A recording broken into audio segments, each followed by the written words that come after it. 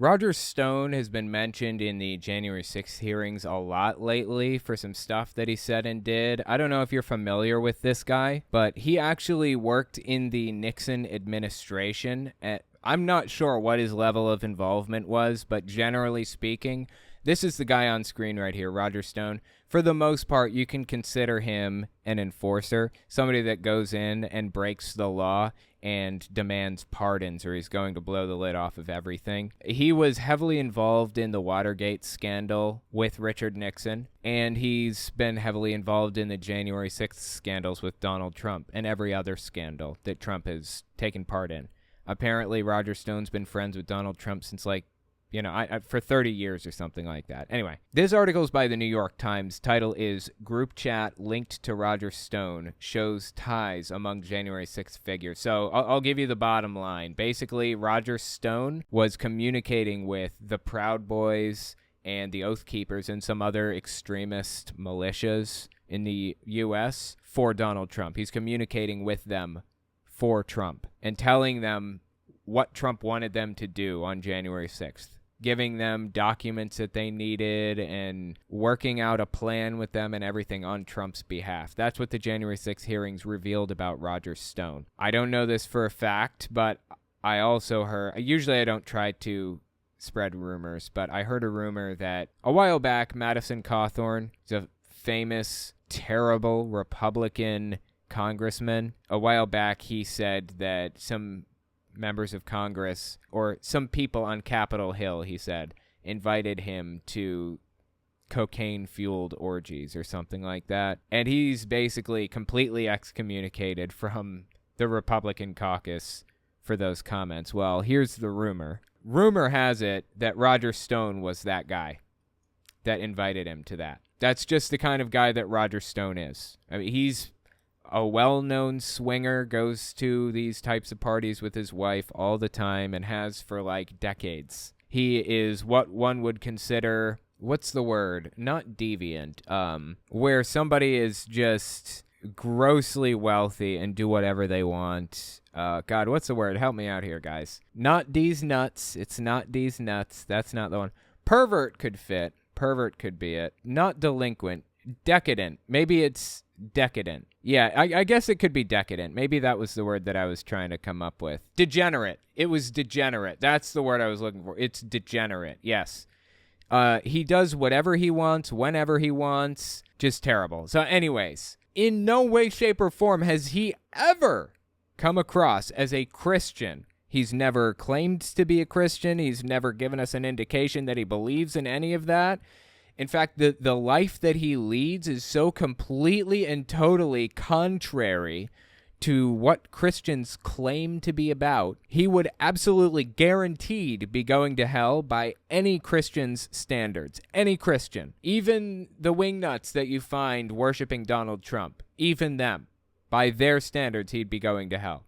Because of his decadent lifestyle and the debauchery that he engages in. So, anyways, as it turns out, he actually came out and claimed to be a Christian recently. He says he was saved by the power of Jesus and the blood of Jesus.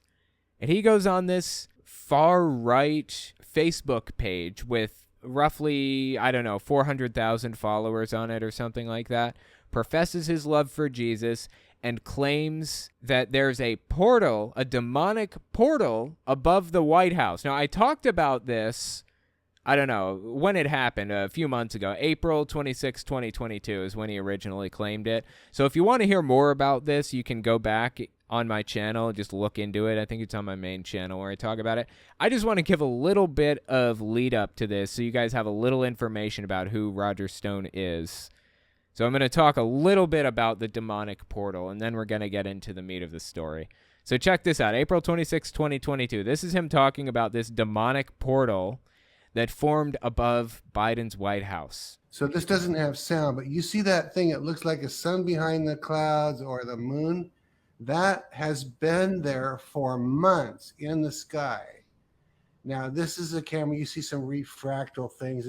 As this zooms in, you'll see the moon-like thing. It looks like almost the sun. And then you see that red cloudy stuff. and you see the lights within it. And I showed this to Robin on the air. It's literally, I don't know the date we showed it, and wow, look at those flashes. And I said, let me explain what's happening here, just from somebody who works in video a lot, like, video editing and things, and somebody who was a software engineer for 6 years. What I'm seeing here is compression artifacts. An uncompressed video, especially like a live feed or something like that, would take up just an absolutely absurd amount of bandwidth. So what they do, let me just give you a basic idea of what compression is. You're a soldier in a war. You're over there in Afghanistan or something, and you write a letter to your loved one, but the letter is too long. Your base commander or whoever tells you can only write a 1-page letter. They will only deliver 1 page, but your letter is 10 pages long. So what do? Anytime you put the word love in the letter, you replace it with the number 1. That actually condensed it from 10 pages to 1 page. Surprisingly, like blown away, right? And then you attach a note to the love letter, the now 1-page love letter that says, anytime you see the number 1, replace it with the word love. So now your loved one can get the letter and expand it, basically unpack it, unzip it into the full 10-page letter about how much they love you. That's the idea behind compression.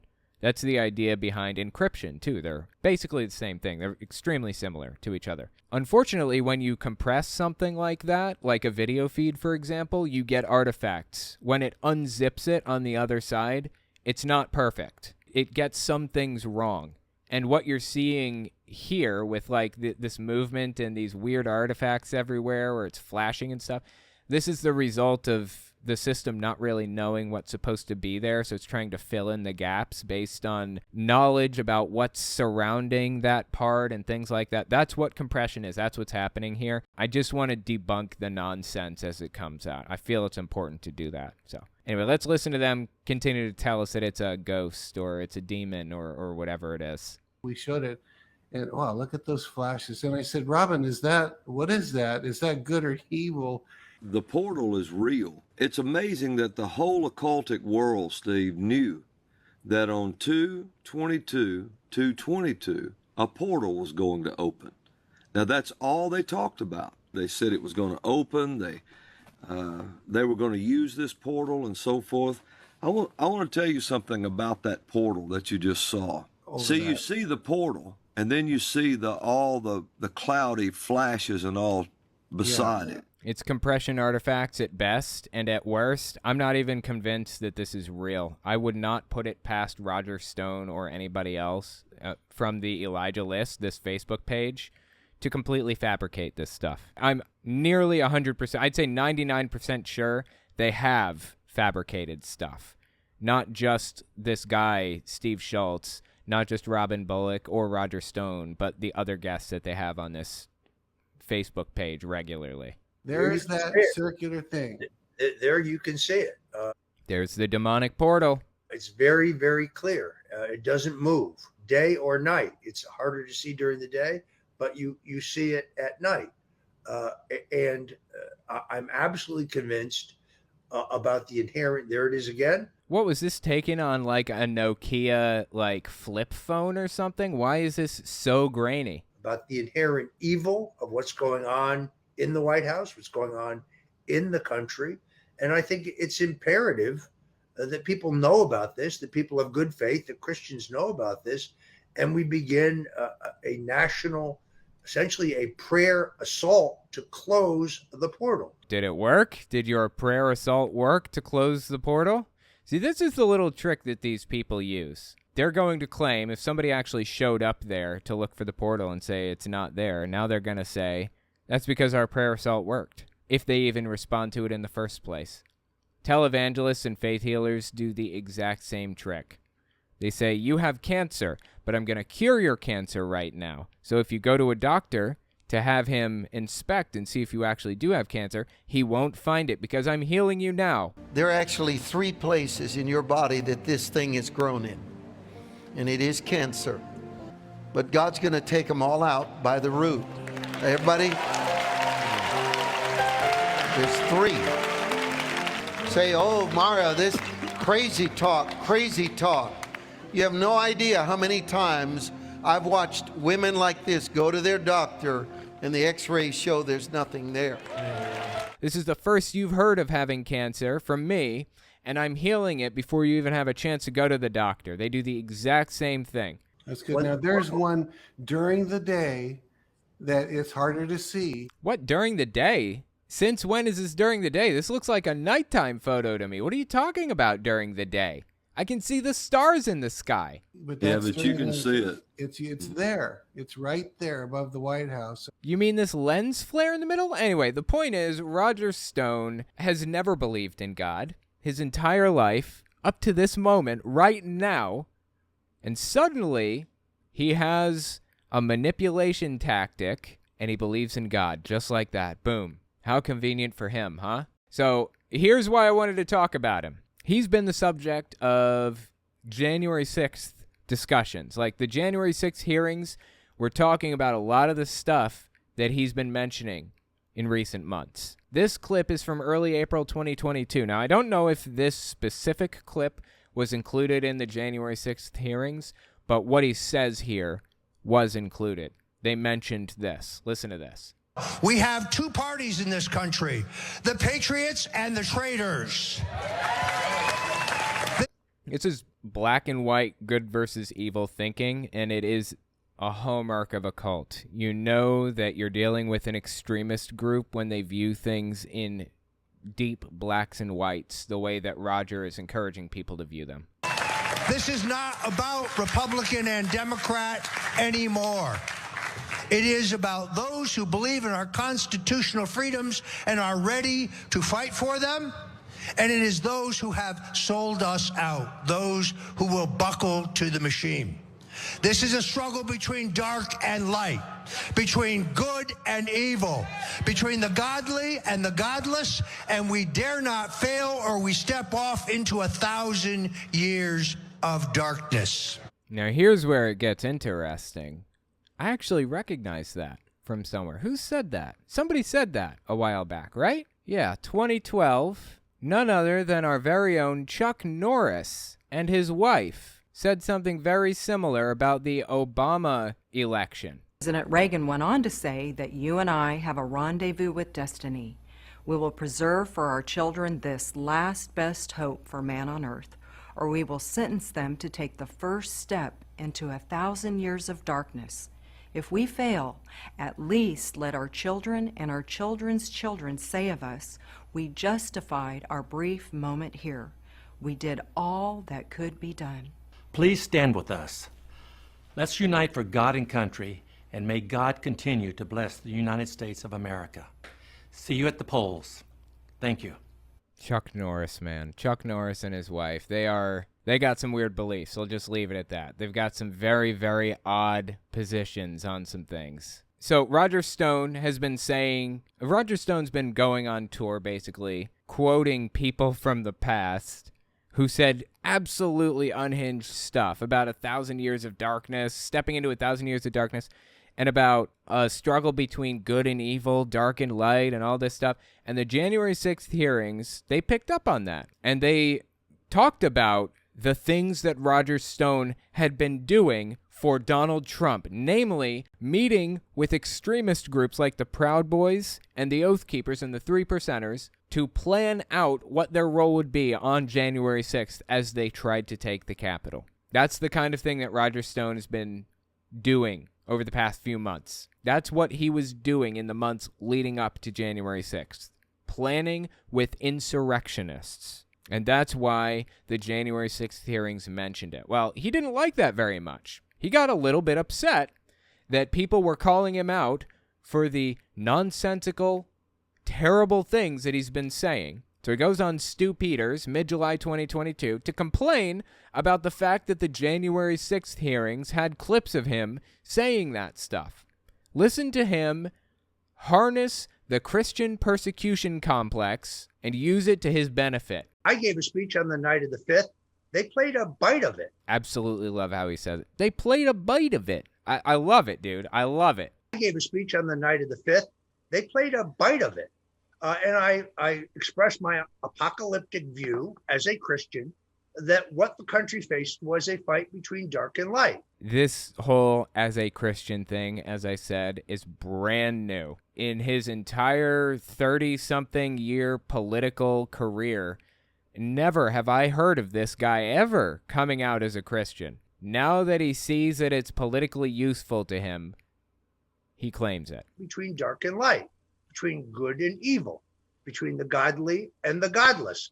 They claim that that was the incitement to violence. No, that's anti-religious bigotry. I have every right to say that.